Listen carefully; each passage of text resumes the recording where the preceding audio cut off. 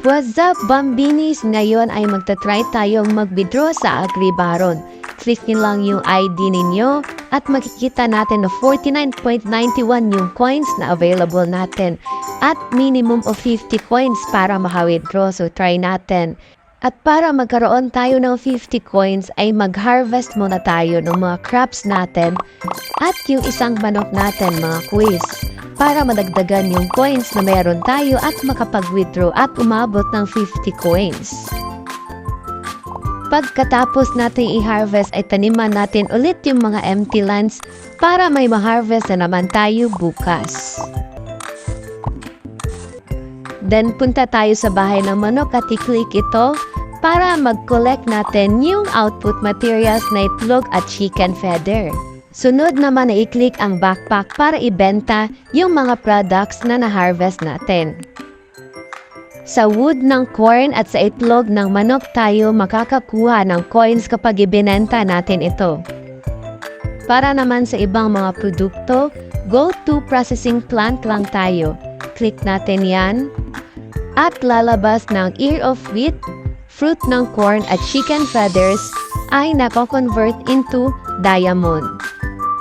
Pero huwag kayong mag-alala dahil ang diamond ay nako-convert into coins. So yan yung revenue or yung profit natin, mga quiz. Pagkatapos ay i-click lang natin yung bahay ng manok para makabili tayo ng feed. Ayan, purchase natin at click yung feeding para kumain yung manok.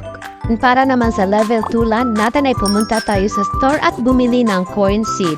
Click purchase, pagkatapos ay itanim natin ito.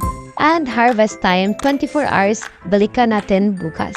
At dahil nakaipon na tayo ng coins ay pumunta tayo sa withdrawal at click yung GCash at ibay natin ang account dito. Pagkatapos ay ilagay natin yung amount na i-withdraw natin. So minimum of 50 coins tayo, mga quiz. Then click withdraw immediately and confirm.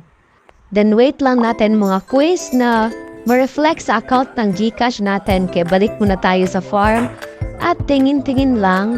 Pagkatapos ay balik na naman tayo sa withdrawal at tingnan natin yung record. At ayan, under review sa GCash.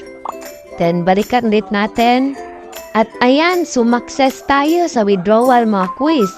Receive sa GCash, may bawas, mga quiz, dahil sa 2% na tax fee natin. Huwag kayong mag-alala dahil mababawi pa rin natin yung ininvest natin. At sa katunayan, ikalawang beses na ako naka-withdraw noong May 13 at May 17. Kaya paldo ang lahat kapag si Bambi ang superior mo. Stay tuned po kayo sa YouTube channel na ito at huwag kalimutang mag-subscribe and on notifications para sa karagdagang impormasyon. For full guide, message me on Telegram at Bambivon and join my team. Happy farming!